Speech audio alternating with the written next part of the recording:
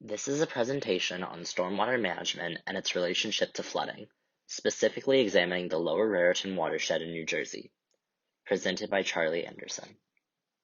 The goals of this presentation are to increase the environmental literacy of people by creating general knowledge and awareness of the issues surrounding stormwater management practices and how they relate to flooding.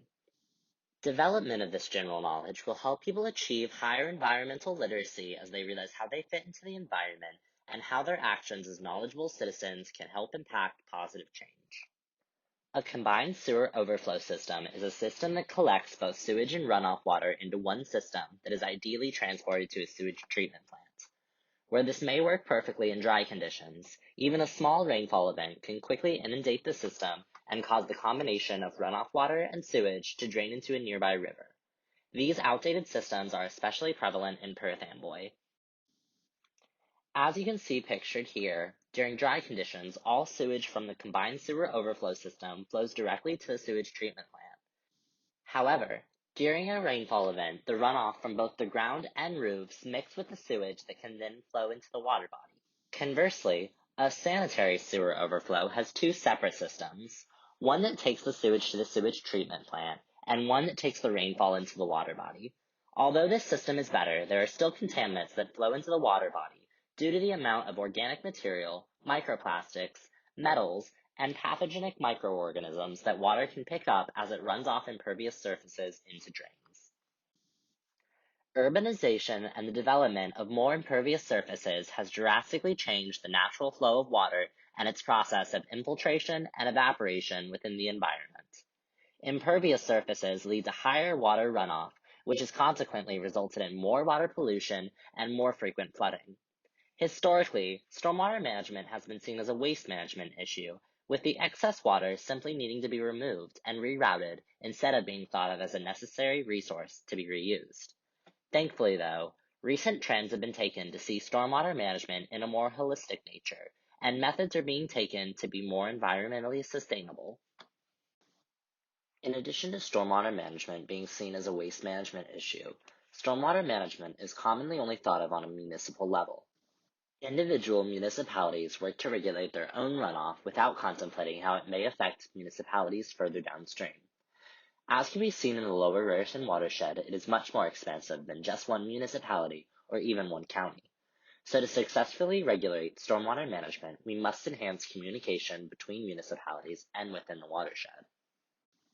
To begin, it's important to understand some of the consequences of flooding.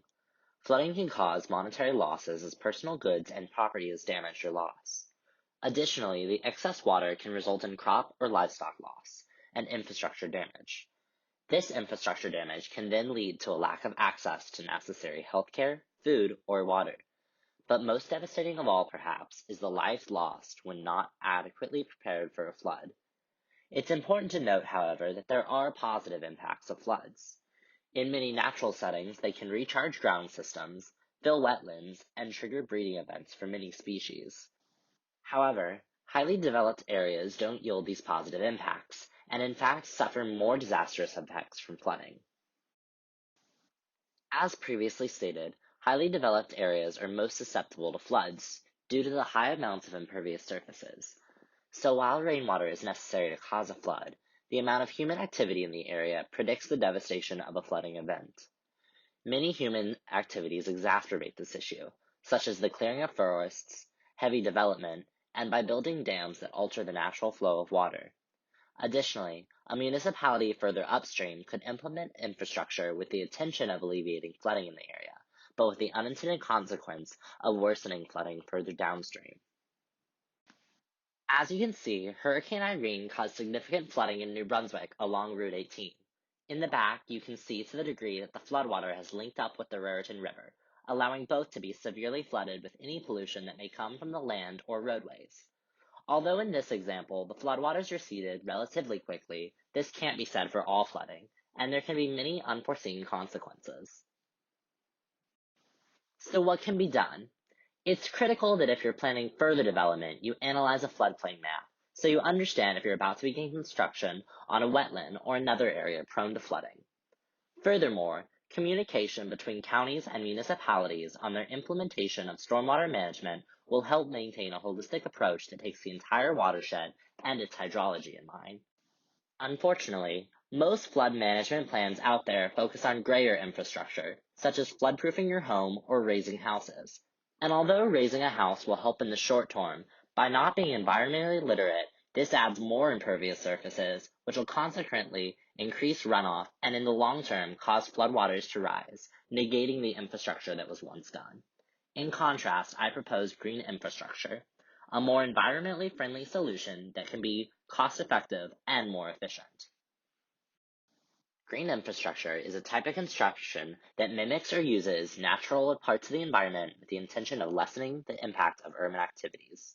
It's been shown that bioretention systems can reduce anywhere from 45 to 99% of runoff flow from a parking lot, depending on the rainfall event, while green roofs have an average reduced runoff of 20 to 100%, with additional benefits of improving surrounding air quality and conservation of energy spent on heating for the building. Additionally, porous pavements have been shown to retain the entirety of pollution from the first flush of a storm, and anywhere from 50 to 93% of runoff. So why is green infrastructure not an obvious solution that's immediately implemented everywhere? It can be expensive at first to implement and maintain. However, a case study in Manville, New Jersey estimates that they had a 68% reduction on costs spent for stormwater management after implementation of bioswales and porous pavements.